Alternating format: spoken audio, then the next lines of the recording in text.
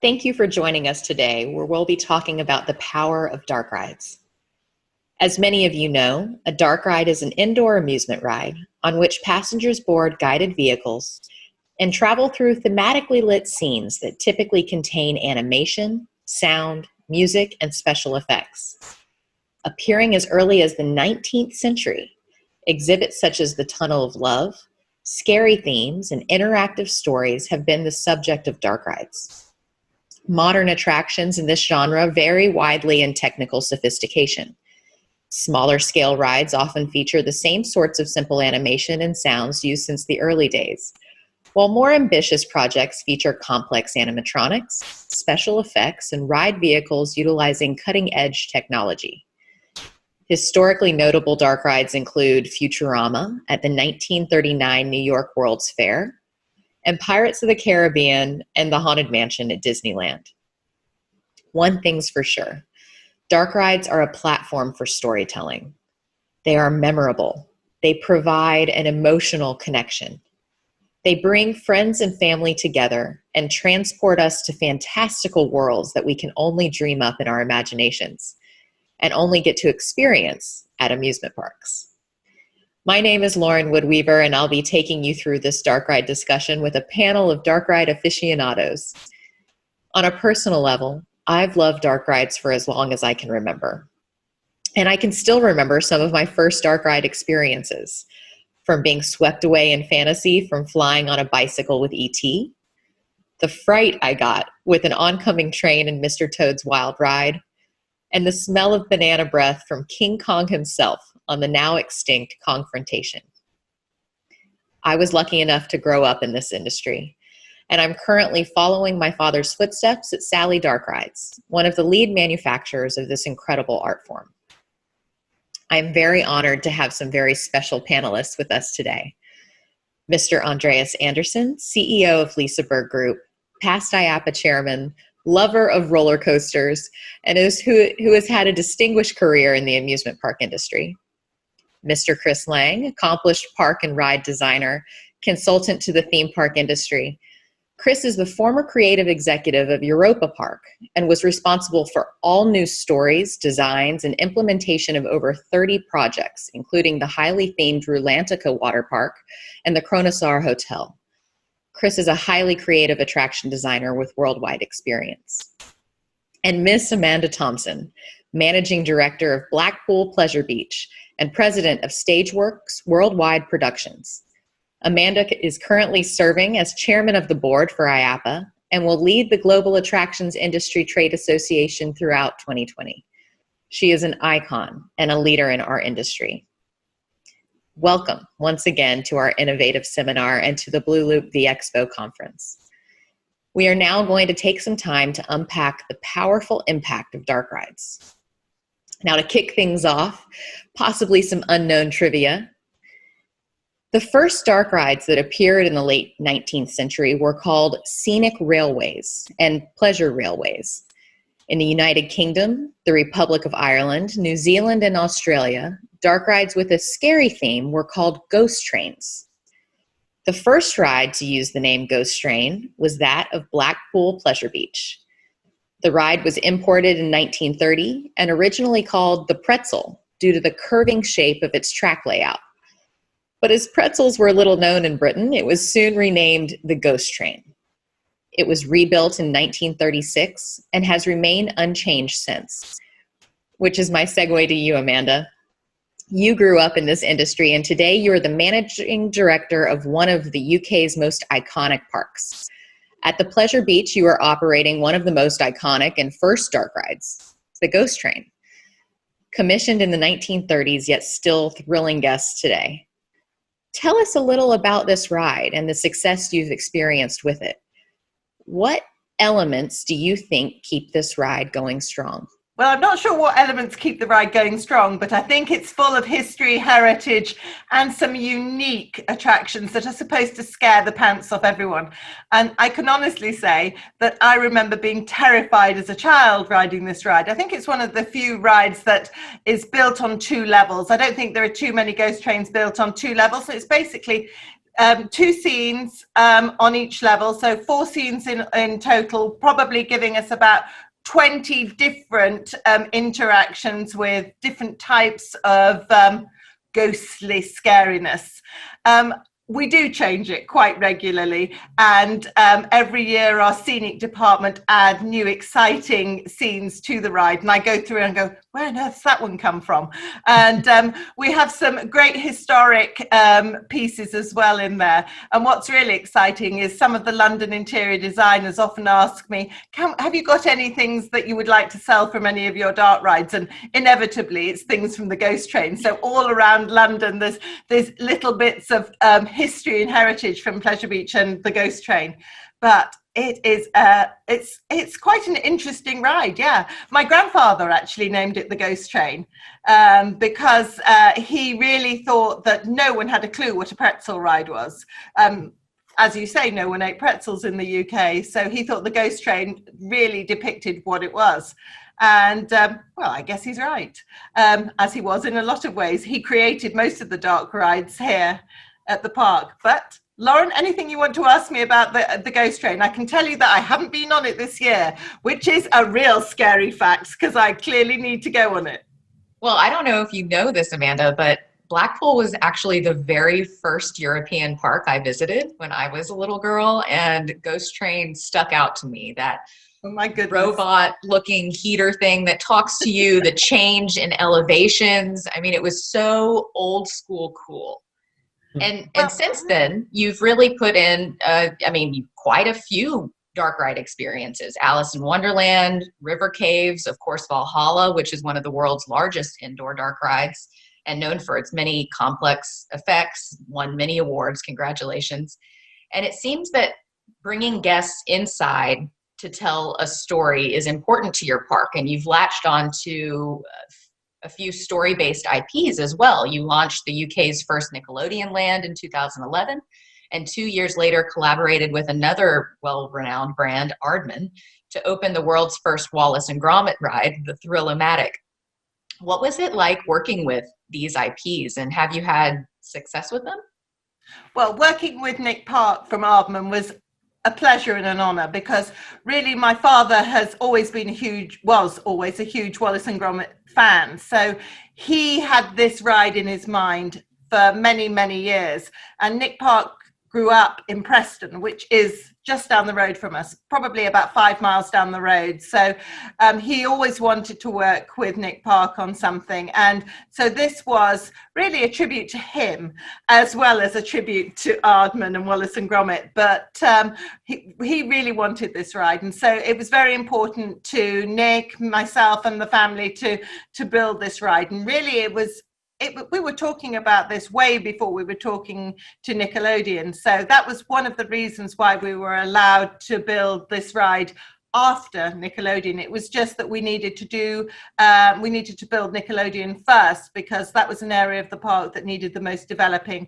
And we wanted to build a new area to the park and bring youngsters back to Blackpool, because Blackpool Pleasure Beach has been renowned for the thrill rides that we have and innovation in thrill rides. And we were at a time where we couldn't be innovative in building the biggest, newest, fastest any longer. So we had to build something that was more captivating, more memorable, and will bring young children back to the park and hopefully bring some of the parents that were once thrilled by our thrill rides. So we've continued to develop every area of the park since then. But certainly working with Nickelodeon, we face challenges working with a big IP like that, and they're not used to working with a family business, and I think that can be very difficult for them.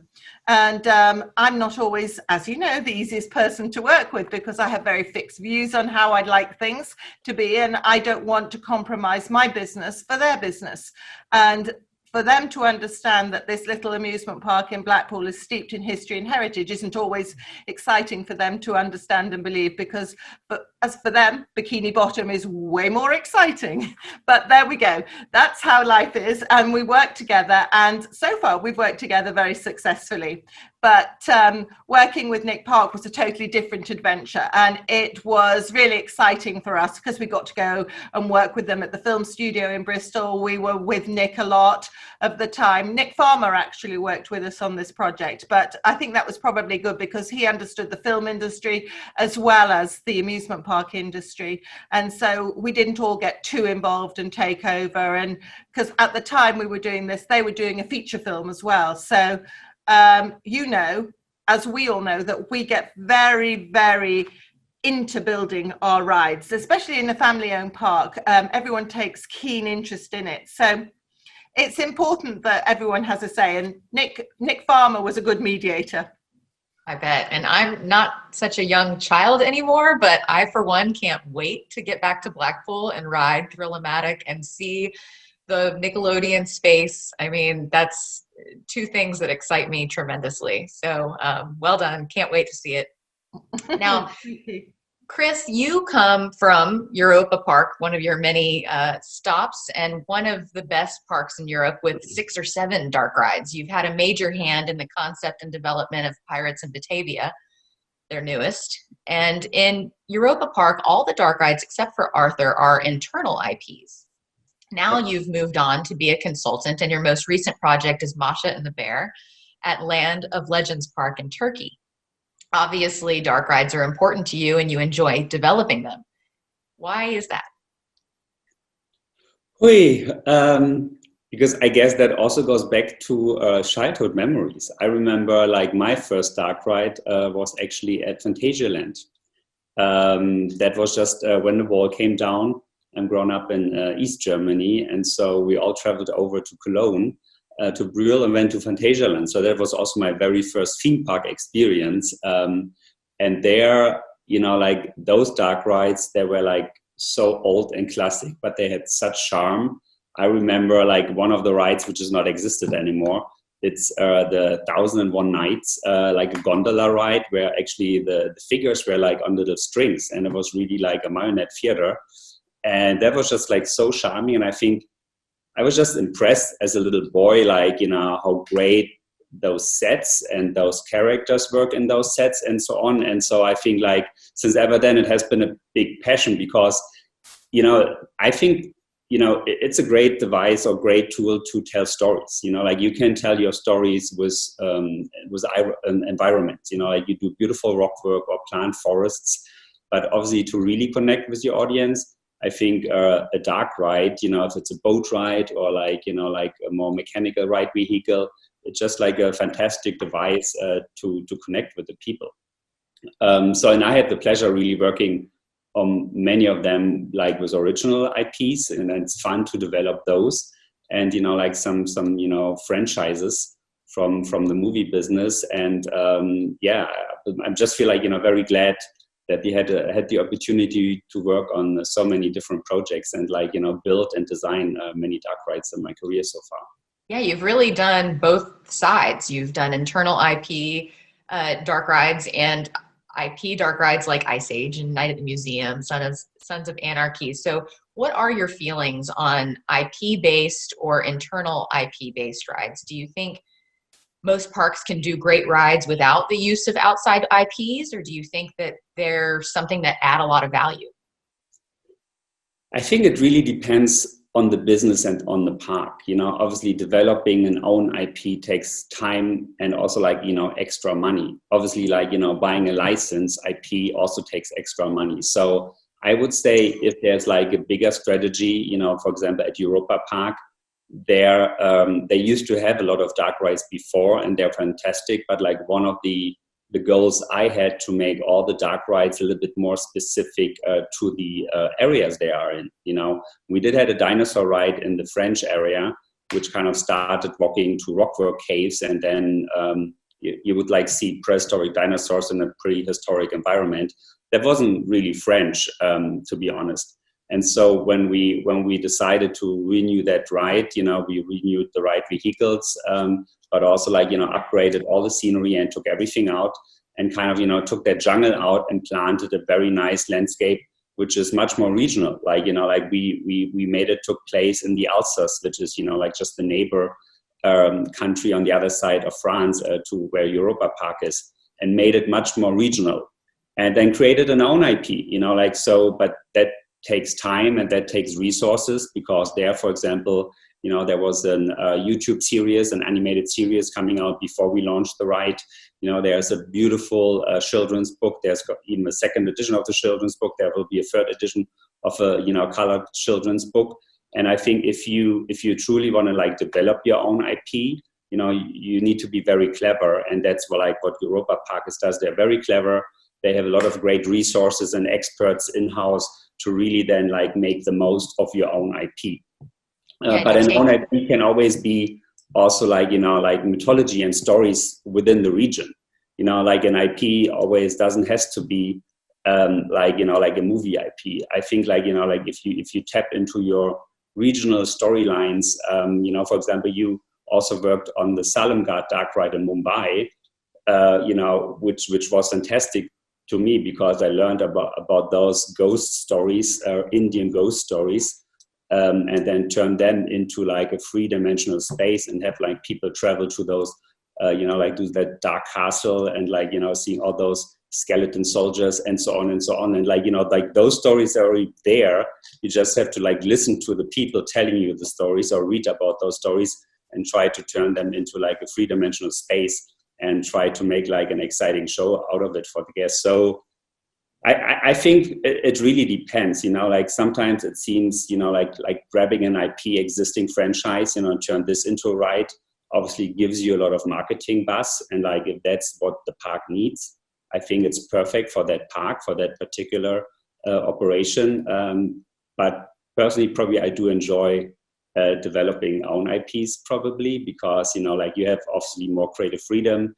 You don't need to run things with the IP holder back and forth to get things approved. And so if it's your own ideas, of course, you have a little bit more liberty in doing things. Yeah, I think Andreas might agree with you there. He's obviously heavily themed with the rabbits. And now, speaking of, I've got my little rabbit ears here. Now you're expanding upon Rabbit Land with a brand new dark ride. I, for one, cannot wait to ride. Underland is your first dark ride in more than 40 years and will open in Rabbit Land on the site of the old Children's Theater. 40 years. What prompted this dark ride? Well, I mean, Liseberg is not well known for dark rides, I can honestly say, and I think that's pretty typical for the Nordic city parks, in the sense that when you visit the park, where you often you often pay as you go, dark rides can struggle a little bit, because you kind of have a tendency to shop for rides the way you go to to a shopping center, and in that sense, dark rides can be a little bit of a hard sell. So we haven't had that many dark rides in the history of Liseberg. We had an old German traveling ride, which originally was a Peter Pan ripoff, and then later we kind of rethemed it a little bit, but it was not probably one of our best experiences. That ride was installed in the late 60s, and we took it out in 2017 because we're building a new roller coaster where the ride was. Even though that ride was boring and not really something we were very proud of, we got really strong reactions. I mean, there were Facebook groups that were complaining about we were getting rid of the Liseberg history, and this was the best ride in the park. It wasn't. So we quickly realized that we actually had to replace this dark ride with something else. So that was really the background why we decided to build another dark ride, again, specially aimed at children, using our own IP. And that ride we were supposed to open this year in April, but will most likely open next year in April. Wait, I'm sure this ride is going to be a huge success for you. I have no doubt. So could you conceptualize using an outside IP ever based on another brand, or would you maybe in the future want to design another ride that fits in with the park's IP. You certainly have many themes that live within your park that you could build on. You think that you would go through this kind of experience again? Well, I think, as Chris mentioned, I think it depends very much on both. You could say that the park and the IP. I'm not super enthusiastic about certain IPs. I think that they can be a really good tool to fast track the ride into the marketplace. But I'm if you have the time and you have the resources, I do like to do it on my own. But that being said, I also think that there are some really cool examples out there when you've pulled in IP. Actually, one of my favorite rides, dark rides, and Amanda knows that, is actually Thrill-O-Matic in the Wallace and Gromit ride in Blackpool Pleasure Beach, because it is, it has this, great sense of humor, and it's a modern ride, but it's still also situated in this very old and place in the park, where you can feel the heritage of the place. So I love that. I love that ride. But getting back to your question, I don't know. You should never say never, but I would rather, if we have the time and we have the resources, I would rather base it on our own IP. It certainly allows you to be completely creative. And Amanda, you're not only the managing director of the park, you're also the creative mind behind Blackpool's famous ice shows. Clearly, you have a gift for creating stories and translating them into an entertaining story on ice or in a motion vehicle. You have some strong IPs in the park. Would you use one of them again to create a story-based ride? What do you think makes for a great story? Well, I think if you have a wild imagination, I think it's always better to create your own. And it's much safer to create your own, because you can go where you want with it and do what you want with it. But it's not always something that the audience wants. And today, the audience is very involved, especially young children. They're very involved with what they see on TV. And so they like to be able to see and acknowledge something that they immediately can associate with. I agree with Andreas, because I think it's nice to be able to create your own thing and have your own brand. And we, for many years, did have our own brand at Pleasure Beach, because you might know we have Mr. Funshine, and he was around for many, many years. Mr. Funshine was created, and he first came into the world as Ice Strome Jack, and he was a figure that was used in the ice skating arena. And then he moved out onto the park, and then we have Bradley and Bella Beaver. And then I think that perhaps wasn't quite as good a IP for us, because of the connotations with beavers is not always good in the world of our industry. So we still have those characters, but we're very careful how we use them. I bet. This is kind of an interesting question, and maybe I'll direct it to you, Chris. You've had a hand in designing rides all around the world. Is there a difference between a European dark ride and an American dark ride? Do the stories translate? Do you see any major differences? I think one difference is probably budget. I would say probably we are like a little bit more like on a budget here in Europe, especially like, in family-owned businesses, or like even like the big chains here in Europe. Though I would say for the audience, there shouldn't be a difference, because in the end, it's about, delivering the emotions, like connecting people with the stories you tell. And I would say there's certainly the same perception like for like American guests and the German guests. I think like, from a project also, how like from ideation to opening, like, like schedules, budget, and how we like, do things might be also different here in Europe, but that's also different in China, in Asia, or in the United States. But in the end, it's all about, like what's the guest experience. And I think that's everywhere globally. It's the same, right? So you want to like scare people, you want to make people fall in love with your characters, you want to like, like have a great memory. for their families. And that's, I think, globally, it's pretty much the same. Though, I mean, like, of course, there are differences, but like in the end, it comes down to, you know, making people smile. Yeah, absolutely.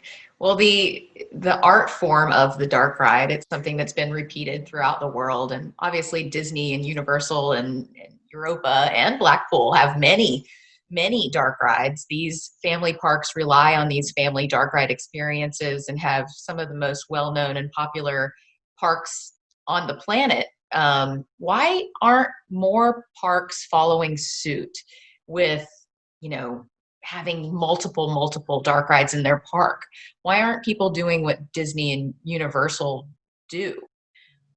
Chris, do you think that's, you know, going to change? Do you think parks are hesitant to add more dark rides, or what's your thought on that? I think, like, my personal opinion is, I think, like, you know, building or planning, designing and building a dark ride, it's more complicated than, you know, like building a steel coaster. And though, you know, lots of parks, they're going to have their custom layouts of the coaster, and there's a lot of engineering involved. But once you made that decision, like, that's that coaster, there's your station, there's your queue line, like, you know, like the process, it's much faster or more streamlined, you know, like probably not faster if you build like a really big coaster like Icon with Amanda, that's a big undertaking. But I think it's, you know, I think once the engineering is done, then it just needs to be built. And I think within a dark ride, it's still so many loose ends, and like that maybe like scares, you know, a lot of like operators away building a dark ride. And I think, you know, like 10 years ago, 20 years ago, it was all about, you know, like faster, higher, and I think that trend has changed because also our audience changed. And I clearly can see, like, you know, that there will be more dark rides, because in the end, it's a much, it caters to like the whole family, you know, it's a much broader audience you can entertain. The thing is also, usually it's a longer experience, you know, like when we made the decision building the dark ride for Land of Legends, like for me, they have great rides there, you know, like they have a fantastic coaster, their hyper coaster by Mack Rides. They have a great water coaster, like fun, like, you know, flat rides. But those are all relatively short experiences, right? So you stand in the queue and then you go on your coaster, on your carousel, like for a minute or two. And I think one thing what you're trying to do is like creating a little bit longer dwell time in your attraction. So if you go on a dark ride, you're going to be there for like 4 or 5 minutes, or even like a boat ride takes up to 10 minutes. And that, like, you know, delivers a different quality, I would say. It can in the end deliver more memories because more happens in that time. And the queue time becomes also a little bit more value, because, you know, like experience versus queue time, you know, like people hate to queue for an hour and then go on a 2-minute coaster. You know, like they don't mind so much queue for an hour and then go on a 10-minute boat ride. You know, it feels more right to them. And I think so, certainly I would say there's going to be more dark rides coming. That's what I see. That's what I see on my business side and from clients. Because from a technical point, you know, I think the faster, higher, we probably have reached the limit what a human body can like accept with gravity and so on. And I think now, hopefully, it's a time to have more dark rides. But certainly, like, it's more fun for me as a designer, certainly. Yeah, no, I hope you're right. Andreas, what's your take on that? Being a coaster guy, but obviously, you know, you just put in Helix not too long ago, which is incredible. I've ridden it, amazing. But now rabbits, do you think you'll be doing more dark rides in your future? I actually do think so. Yeah, I think Chris nailed it. I think you do want rides that have a broader appeal, and I think many dark rides has just that. But I think that there's also sort of a lifespan perspective here. You know, dark rides can very often last very long. You know, in a commercial sense, that you can keep them alive, as Mance is doing with you know, with the Ghost Train. You know, adding new scenes to it. You know, every year we do the same thing with our haunted walkthrough, Gaston. We also try to keep that alive and redress it. not every year, but quite often. No, and I think as Chris also pointed out, I think the reason why we often as park operators are a little bit hesitant to build dark rides is because it's complicated. It's not a quick fix. You need to build a building. You need to you have to find a good story. You need and you need all these different suppliers with animatronics and theming and scenery and lighting and AV and something to pull it all together, and it's a complicated build, and believe me, we just went through it. But I also think that the outcomes is worth that complication, and I've actually done our new dark ride, and I can't wait for guests to see it. And it does it does actually give you appetite for more, I would say. It's awesome. Well, I can't wait to see what you do over the years. I'm excited to come back and visit, and I do think that families are really going to enjoy your new dark ride. And Amanda, you once said, what we do at Pleasure Beach is keep the family together as a unit. Do you think dark rides help answer that, really help fulfill the family to be together? Well, I think they do, except of course if you go on Valhalla when you get so soaked, and if you've been on it before, if you're part of a family, it's only the children that are going to go again, because we're reimagining that ride right now, and I'm hoping that we can find a solution for people coming off it soaked. But then there are those fans that like that side of it. But I think one of the key issues with dark rides is trying to tell a story on the outside of the ride that looks exciting and thrilling and doesn't give away what happens on the inside. Dark rides are quite hard to sell to our guests because it's a very complicated situation, because you can't see what's going on. With a roller coaster, everyone can see what's happening, and they can see whether they want to go on it. They can imagine if they're going to like it, and they get excited about the thrill that they can anticipate. With a dark ride, it's really difficult to anticipate what you're going to experience, unless of course you've ridden it before. So when Andreas gets us all to Liseberg to go on his underground bunny ride, we're all going to be, what's going to happen? And he's going to be very cool, calm, collected, because clearly he's done it before. And that may be the one ride, Andreas, that I ride time and time again with you without using vile language. Well, at both of your parks, I mean, you have weather. And I feel like a dark ride does, help bring people indoors. So, Amanda, what do you think the value of that indoor experience is, especially in Blackpool? Well, I was going to say it's essential in Blackpool. Quite often we have gale force winds, driving rain, wind, and quite frankly, we don't often have beautiful, lovely, glorious weather as you do in Florida. But I would say that dark rides would be good for looking after our guests in these type of weather conditions, but we seem to have found a way to soak them and make them freezing cold when they come off Valhalla. So we have to have great big dryers standing there so people can get warm again. And we've tried everything, but it seems that getting wet's what people want. So if they want to get wet in the freezing cold, they can go on Valhalla, and that's what they seem to do. But I think it's really important to have some dry spaces. Wallace and Gromit gives you a lovely, cozy, warm feeling when you go on that ride, and you feel great when you come out of it. You also feel a little bit like you've ridden through part of English history. Certainly most people growing up will have seen a Wallace and Gromit film, and it just takes you back all those years, and you come off smiling, feeling good about the world. And I think that's what's great about a lot of dark rides. You come off smiling, feeling great about the world, and you can talk about the adventure afterwards. It's a bit like going to see a live show. You can talk about it afterwards with the family. You can have, and it sort of strikes up memories, conversations. It's not all about the thrill and the excitement, although you can build those in too. I hope when we go on, maybe we'll go down a rabbit hole or two, and maybe that's where Andreas is going to get his coaster in his rabbit ride. And I won't know about that, but clearly he's going to not let us into the secret before we get on that ride. But there's loads of things you can do with the dark ride, because I remember being terrified when I came off the Mummy, and I thought, no, I won't be doing that one again, because it was too frightening for me. But what a great ride that was. And then you've got the other end of the spectrum. You've got Dream Flight at Efteling, and that is a beautiful ride. I can ride that ride time and time again and see something new in it.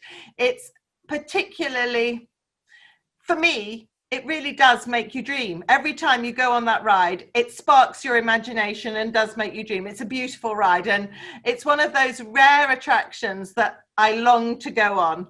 And it really is something very, very special. And the creators of that ride did inspire, I think, all of us to create dreams and make something special. And it's good for us to go on rides like that, because it just shows us how creative imagination doesn't necessarily have to be around a themed element or IP. And Dreamflight is certainly fantastic. And it's not a new ride, and it's a wonderful ride. It's actually almost 30 years old. Imagine. I know, it's fantastic. It's still. I mean, I love that ride. It's in my top 5. I absolutely love it. And it's like, speaking about technology, what you can do, right? Like, I think there, it's just like the sheer like love to the detail of it, right? Like the figures are not like moving very complex or very like advanced. It's just like the beauty in designing it. And it is simple, but it is so overwhelming, immersive. And that's, I think, makes it still, you know, I guess, one of the most popular rides worldwide for all of us, like even 30 years later. I think that's a specialty. Well, there we go. We all love Dreamflight. So that has I know. Now I want to get back and ride it. Go back to Efteling. Well, we're talking about how, you know, the classic dark ride experience it's known to ooh and to ah and to leave us mesmerized and get immersed in a story. But have you ever thought of creating a dark ride with thrill? Have you thought of a dark ride as a thrilling experience? Have you ever thought of combining the two? Maybe Andreas, you can chime in on this. Well, I mean, I do think that some of the best dark rides out there are actually quite thrilling. I mean, I think that obviously you have as you pointed out, the Universal rides. You know, the Spider-Man is a very thrilling ride, and also quite a dynamic ride.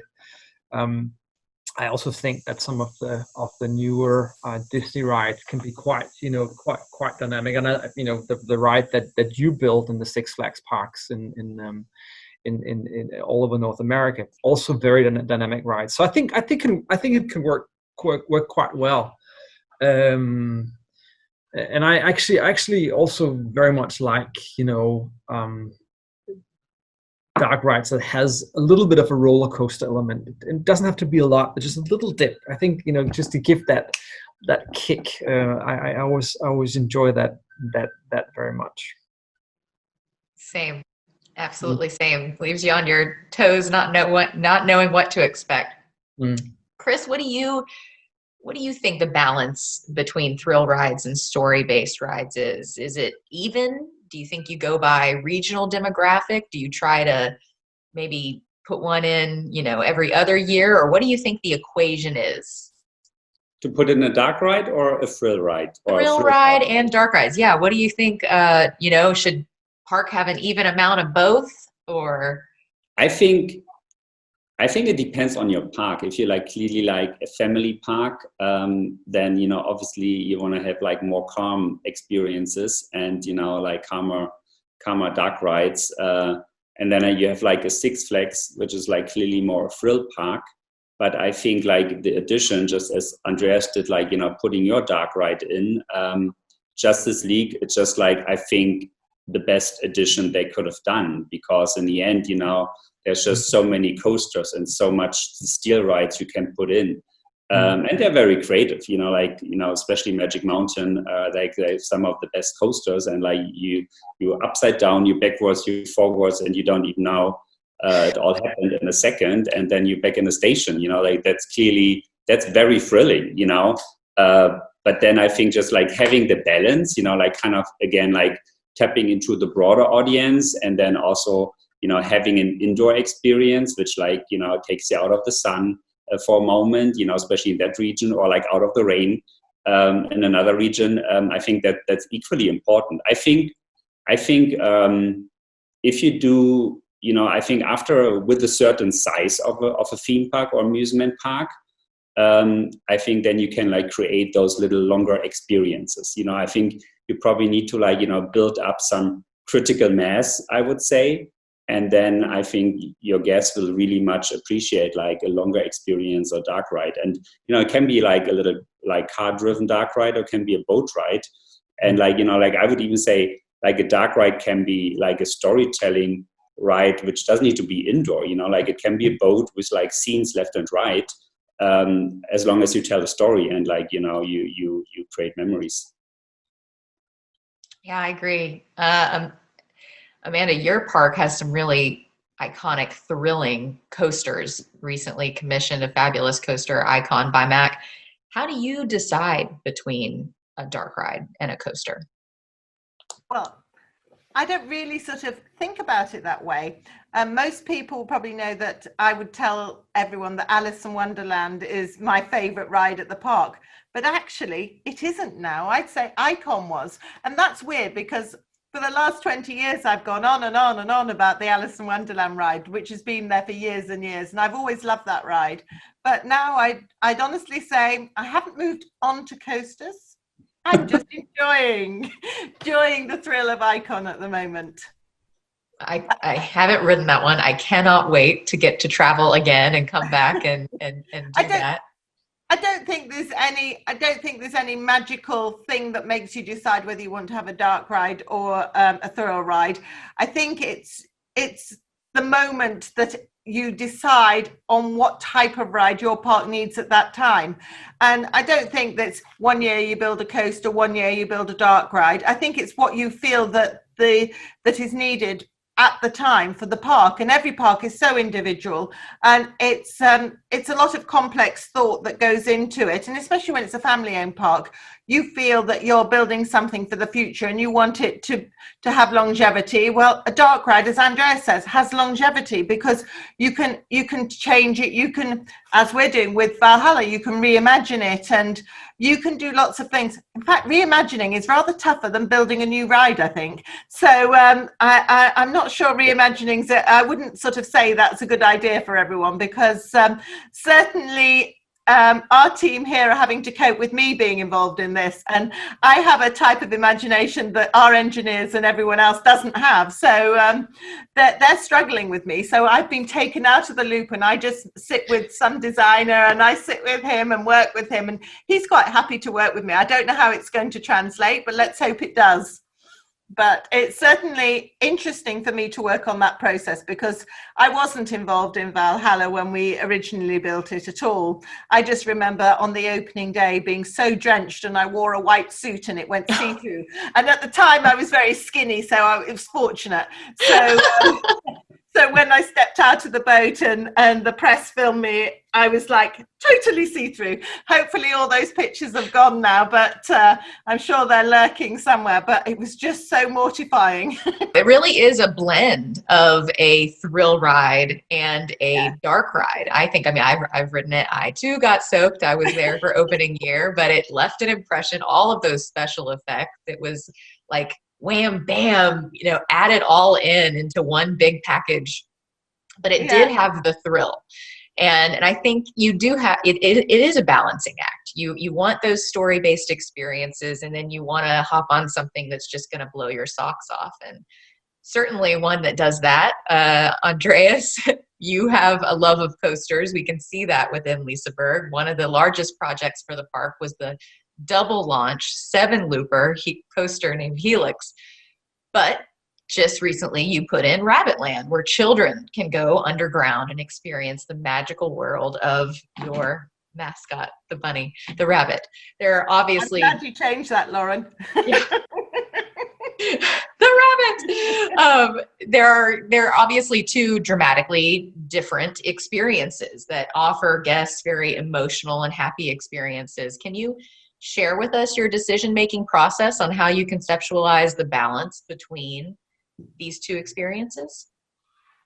I think Amanda said it very well. You know, it's all about balance. It's all about also figuring out what your guests need and want. And I think that you can't do everything for everyone every year, but you can focus and zoom in on certain segments in different years. And I think that's what we're doing here. It's what they're doing in Europa Park on Pleasure Beach. So I think I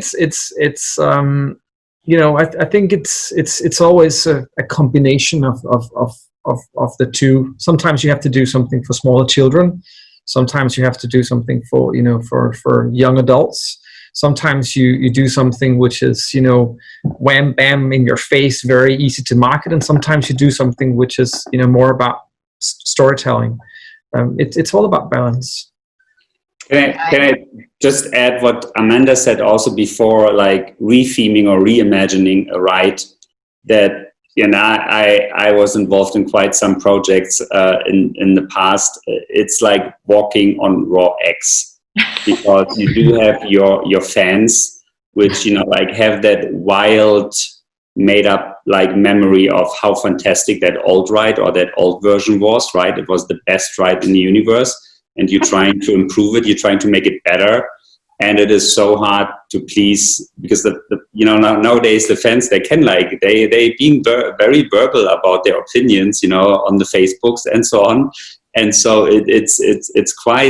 it's quite hard, at Europa Park, we obviously changed Eurosat, which was there for 30 years and turned this into something completely different, took the space theme away and turned it into a night flight over into Paris. And obviously, again, completely redo.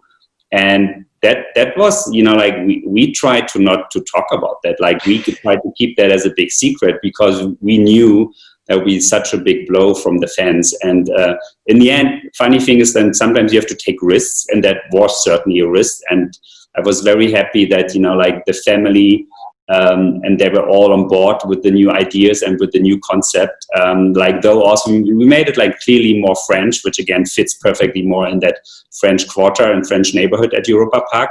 But it was a big risk also because the fans, they just loved the old ride. But we also try to, have some Easter eggs hidden from the old ride in the new ride, and so on and so on. So you kind of, there's ways to please your fans. But it's much easier to just take a blank piece of paper and start from scratch and designing your dark ride or your attraction. Taking an old beloved ride with so many memories connected to that. It's a much bigger undertaking. Takes more time. And it's definitely more stressful than starting from scratch. Yeah, I hear you on the walking on eggshells. Sally, we had a long-running dark ride, Scooby-Doo, at Six Flags St. Louis. And when we started to remove that for what later became our Justice League ride, oh man, I mean, there were blog posts, there were Twitter comments, there were all sorts of things, don't take Scooby out. And we had to kind of say, we promised you'll love the next one too. It's going to be another great dark ride, we promise. But we got death threats. No kidding. Yeah. Wow. It was the fans. They're just we love them, but they're just so crazy about certain things. Sometimes it was interesting. People are passionate about their dark rides. What can I say? I'm one of them. I love, the old rides. I never want them to take out ET. I will cry. So yep. I might not write a big blog post or mean Twitter rants, but I do understand the long-term, multi-generational. You want to eventually take your kids like you went with your parents. And if they're not there, how are you ever going to do that? And there weren't, HD cameras back in the day, so you could only watch YouTube videos, that are really reminiscent of the experience to a certain extent. But I do think special effects are great, especially if they're sort of element based, because if you can feel them, if it's heat or things like that, smells, touch, I really like those sort of effects, because they're things that linger with you and last a long time. So I like that. But something dropping on my head or being splashed with water or soaked, in the case of Valhalla, I'm not particularly thrilled with being soaked like that. I like an experience that you can continue imagining as you get off the ride afterwards, and your imagination is sparked and you can talk about the next adventure in your mind or whatever else. But certainly I think every ride and every dark ride has its own place and its own story to tell. And I think Chris is absolutely right. The story is essential, because that's what a dark ride is all about. Good storytelling. Absolutely. And you've just touched on something that kind of wraps up this whole conversation. So talked about the future a bit, but let's talk about the past. What was your earliest or your favorite dark ride memory, your most emotional connection to a dark ride experience? What was it that was so touching and made the memory last for decades? Did you save the world? Did you collect the gold? Did your favorite fairy tale come to life? Did you get spooked? Maybe it was a surprise special effect or lifelike animatronic that spoke to you. I mean, sometimes, like you said, a smell can stay with you forever. I know I can walk by a random fountain in the middle of nowhere and it can take me back to riding, Splash Mountain at Disney World. Or there have been moments where I smell E.T.'s forest and it's like I'm right back in the queue line. So I'll go around the table, but what was it for you that really had you talking around the dinner table later, and what stuck with you for decades from a dark ride memory? Amanda? Well, I would say definitely my experience on Dreamflight. It certainly wasn't my first dark ride experience, but it was certainly the dark ride that I have loved the most. And I remember the details about every little moment of that ride. I loved. The music's beautiful, and you just love being embodied by this ride, and you feel embraced. And I think that's what's so special about it. It gives you that lovely warm hug as you get off the ride. And I don't think it's not telling you anything horrible. It's not trying to enforce anything on you. It's not trying to frighten you. It's just a beautiful experience. And I think that's what it's all about. Well, for me, that's my favorite dark ride. And it's a beautiful experience, and it's a ride I would love to go on time and time again. Same, absolutely. Chris, do you want to draw back some memories? I talked about the super old dark rides at Phantasialand, right? Like one dark ride, which, certainly had an impact on me as a creative person, and, kind of showed me where my career could go, was the Indiana Jones adventure at Disneyland.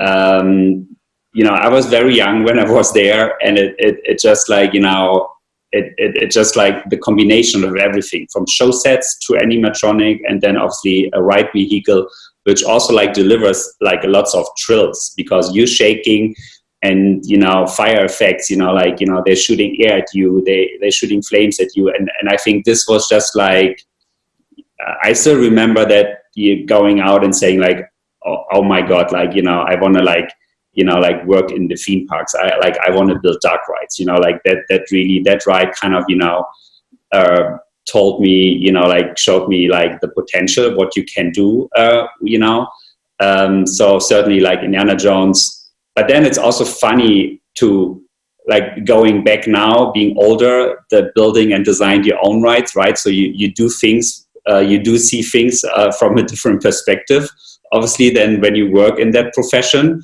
Where I would say, okay, because it is such a wild, full ride vehicle, it has such a big safety envelope that the scenery is actually so far away. And then there's other smaller rides, which where the scenery comes so much closer and it's more intimate.